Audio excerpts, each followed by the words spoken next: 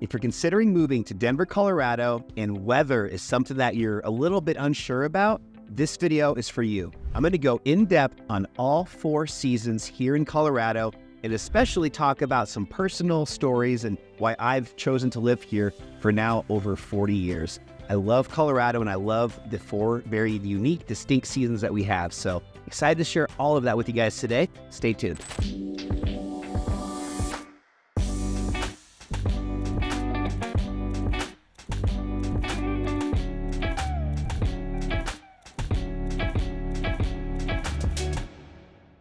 All right, so let's get right into it. But before we do, really quick, my name is Adam. I'm a licensed realtor here in Denver, Colorado. Love making videos just like this one you're watching right now. But what I really also like to do is just connect with people like yourselves that are considering moving here to the Mile High City, Denver, Colorado. So all that info is down below. Call, text, email, whatever's most convenient. I look forward to connecting with you guys soon.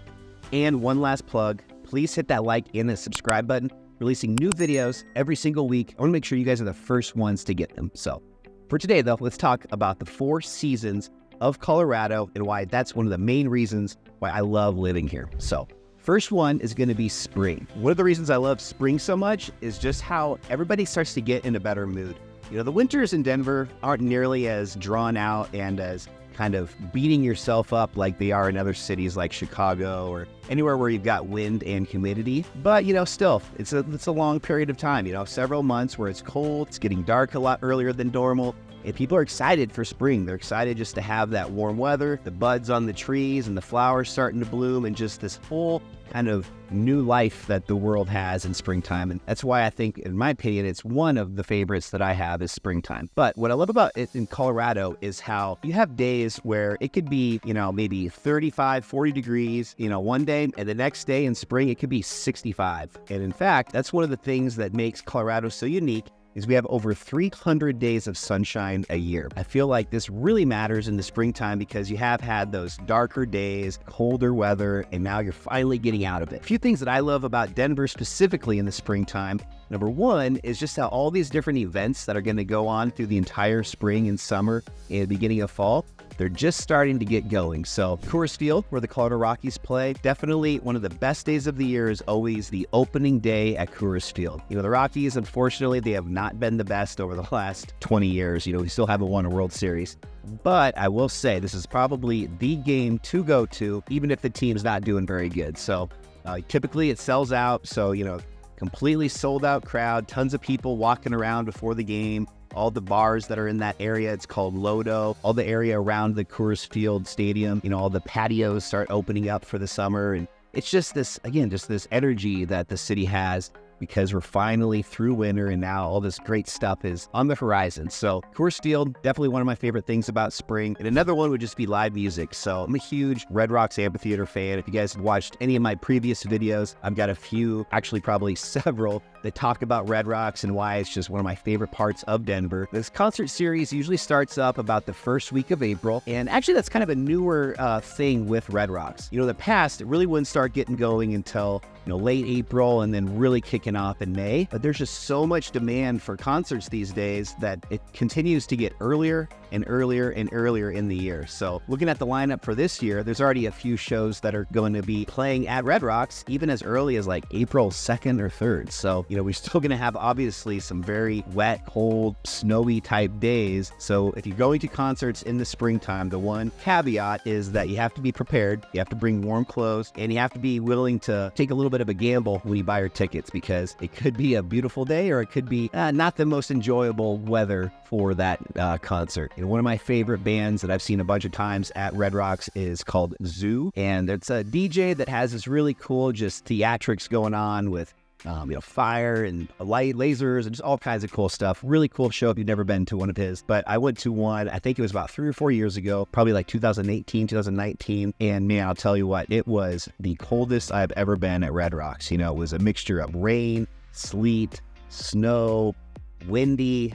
It was not a pleasant and enjoyable experience. So even if you're going to see one of your favorite bands, if it tends to, you know, fall in a day where the weather's not the best, just be prepared.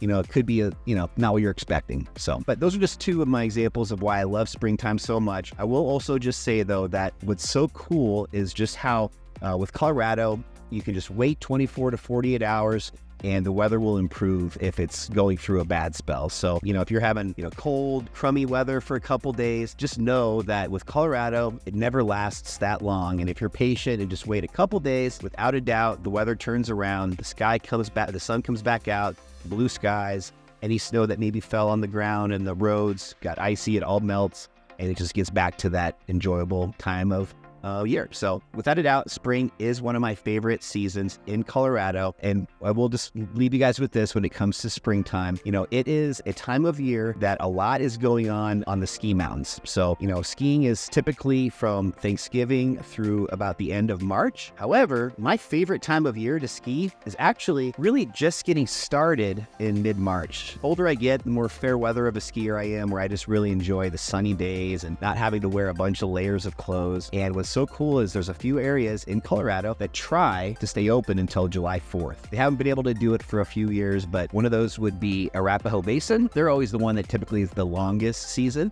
But also Loveland recently is also sticking around and staying open as late as possible. In fact, I skied Loveland last season on June 5th. And what's so really just unique about skiing in the mountains in May and June is, or even in April, May and June, I should say, is that you have these areas on the mountain where there's, lots of snow melt that has created ponds or pools of very cold water.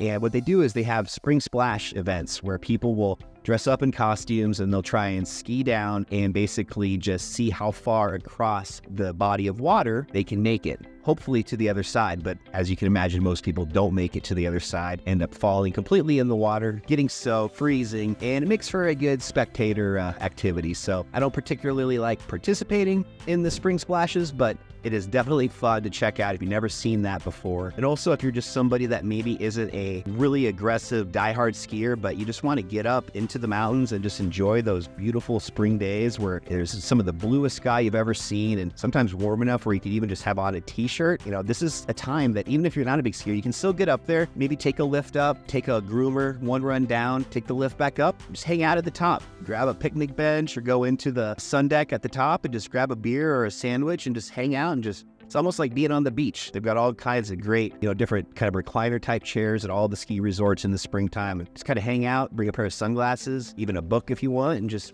hang out and relax. So definitely check that out too if you guys haven't done a late season ski trip in Colorado. All right, so now another one of my favorite seasons, and you know what? Spoiler alert, I actually really love all 4 seasons of Colorado, and I think I'm not alone in that. I think most people that have lived in Colorado for a long period of time, or maybe you're a Colorado native like myself, you get to just start to enjoy all 4 seasons because you start to adopt new activities and hobbies that are fun in that season. So summertime is without a doubt the most opportunities for things to do out of any season in Colorado. There's just so many different activities in Denver and in Colorado in the summertime. So, if you're a hiker, there's backpacking, camping, car camping. There's also mountain biking, road biking, hiking, kayaking, going up to the different lakes that we have and going water skiing or kayaking, fishing, wake surfing. I could go on and on and on. I feel like I'm on an episode of Family Feud here. But no, there are seriously just so many different things you can do in the summer. And I think that's why it's definitely one of my favorite seasons, because every year I try to just pick something new to try. A couple years ago, I bought a road bike, did that a little bit, kind of realized it wasn't for me. I'm not the right body type for road biking. So I kind of gave that up. But, I've started to get more into wake surfing. We have a cabin up in my favorite part of Colorado in the summertime, which is called Grand Lake. I'll talk a little bit more about Grand Lake in a second, but that's a great spot to get out on the water and go water skiing, or I've been getting into wake surfing more recently, which has been a really fun new activity. So with Colorado, there's just so much to do in the summertime. And as far as Denver is concerned, you've got, like I said, in springtime with the Rockies, the Colorado Rockies baseball, you've got, tons of baseball games, which are always fun to do, but also just all of the restaurants and bars all around those different parts of town with the stadium where there's patios and just outdoor stuff going on. I also love, like I said, also with the springtime with Red Rocks Amphitheater. And then also there's a few different just lakes and reservoirs in Denver where paddleboarding is really big. So I've talked about Bear Creek Lake Park, which is in Lakewood, just near Morrison, which is literally it looks like you're on the beach in the summertime because there's that many people along the sandy shore with their paddleboards and kayaks, and dogs are swimming and jumping in the water. it's just such a cool, just social scene in the summertime. I also just love how in the summer in Denver, you have such long extended daylight that you can do so many activities just after work. So in Denver, you are so blessed if you live on the western side of town. That would be places like Golden, Wheat Ridge, Lakewood, Littleton, Ken Carroll, or a little bit further south, maybe like Castle Rock or even Roxborough. All those areas that are just on the western side of Denver. What I love specifically about those areas is when you get off work, you can just jump on your car, and within 5, 10 minutes, 15 minutes, you're already at the trailhead or whatever you're trying to do, whether it be hiking or you're just taking your dog for a walk or going for a run, biking, all those different activities we're talking about. They're all accessible and very doable in Denver. You don't have to take a 2-hour trip up to the mountains to hit some amazing trails. In fact, some of my friends that are really into mountain biking, some of their favorite trails are just right here outside of Denver, up near Red Rocks Amphitheater, actually, just in that Morrison part of Denver. So with Denver in just the summer months, you just have so much to do. However, if you are adventurous and you want to get up to the mountains, this is without a doubt the best time to enjoy the mountains because you have so much accessible terrain to get to. So I talked a second ago about Grand Lake. My family has had a cabin there for my whole life, and that's always been my favorite place to go in the summertime. It's very laid back. It's not a very pretentious type town, so you're fine to go out to dinner in your jeans and just wear whatever you want. It's not like an Aspen or Vail where you really feel like you're having to impress people and dress to the nines. It's a very laid back and relaxed town, which is why I love it. So definitely check out Grand Lake. It's at the western entrance to Rocky Mountain National Park. So if you're looking for a fun trip to do with your kids or just even your whoever it may be, just if you want to try and find some wildlife, there's a ton of cool stuff up there. Moose. We actually just reintroduced some gray wolves in this part of the state. Got elk, osprey, which is a really cool endangered bird. It's a hawk. You've got bighorn sheep. I can go on and on. There's all kinds of wildlife in this part of the state. So another interesting and different dynamic of this part of Colorado, this part of the mountains. I did though mention a second ago about Aspen and Vail. And while they are a little bit more pretentious and maybe areas where you are gonna have to feel like you need to be kind of keeping up with the Joneses a bit more than a place like Grand Lake, they are still incredible places. I lived in Aspen for almost 15 years and have just still a very special place in my heart for Aspen, and that's one of my favorite places to go in the summertime. A very, very, very impressive hike to do, if that's something you're into, is at the beginning of July, or usually the end of June through maybe I'd say the middle of July, they have what's called wildflower season. And this is just the time where these high alpine valleys just start having all of these wildflowers blooming. Lupine, which is one of my favorite flowers, columbine, which is the state flower, and just fields of all these other just native grasses and different wildflowers. So what a lot of people do, especially people that live in Aspen, there's a hike you can do from Aspen all the way to Crested Butte, and you can do it in one single day. Just basically pack a light day bag, definitely with a raincoat and some good food and drinks to keep hydrated and full of energy, and it's really not that bad of a hike. It can take maybe about 5 to 6 hours, and you're in basically Crested Butte, which is another awesome ski town that has a ton also to do in the summertime. With Crested Butte and Aspen, as the crow flies, or if you're hiking there, it's a very achievable distance. It's only about 11 miles. However, if you're in a car, there is no easy way to get there that's quick. You're gonna have to take a pretty significant detour to get over to Crested Butte, or if you're just hiking one way, which is what most people do, they, convince one of their friends that doesn't want to hike to drive a car around and pick them up in Crested Butte to then drive back to Aspen. Definitely make it though an overnight type event where you can stay the night in Crested Butte, have a really good dinner. You obviously earned it. You can also just, enjoy going out on the town and having a few beers that I'm sure will taste pretty good after that long day on the mountain. If you don't know what the Maroon Bells are, that's actually part of this hike. So you're actually going to start at the Maroon Bells in Aspen, hike past all of that beautiful part of the Rocky Mountains, and then from there get into some different valleys until you get to Crested Butte.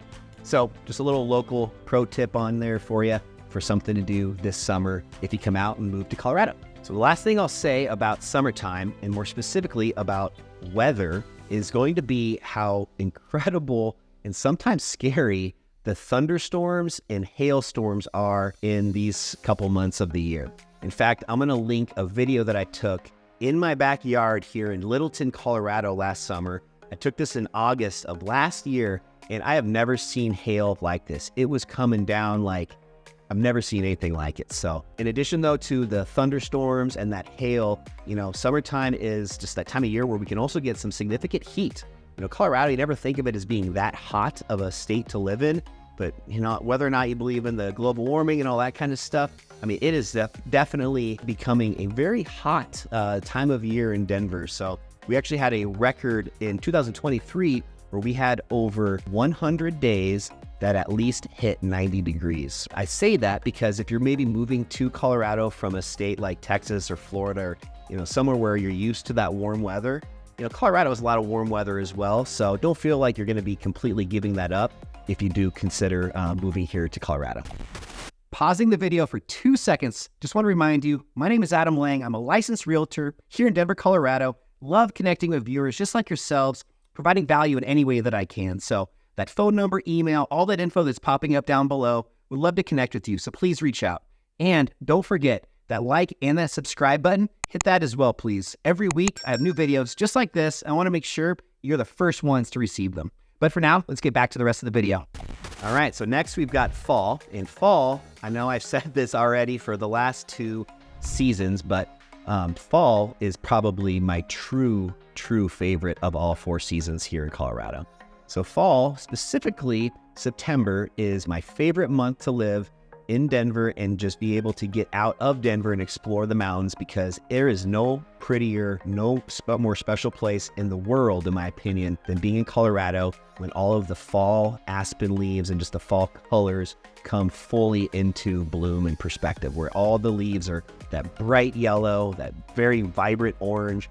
And it's just, if you haven't seen it before, it's something that you just have to do it and see in person to truly understand just the magnitude of just how incredible it is. So if you are able to go up to places like Aspen, Crested Butte, Telluride, there's a few parts of the mountains in Colorado where most of these aspen trees exist. In fact, some of the largest aspen groves in the world are located in Colorado, and you can just see miles and miles and miles of nothing but these vibrant aspen trees in full bloom. So definitely one of the reasons why I love September is just that color that we get here.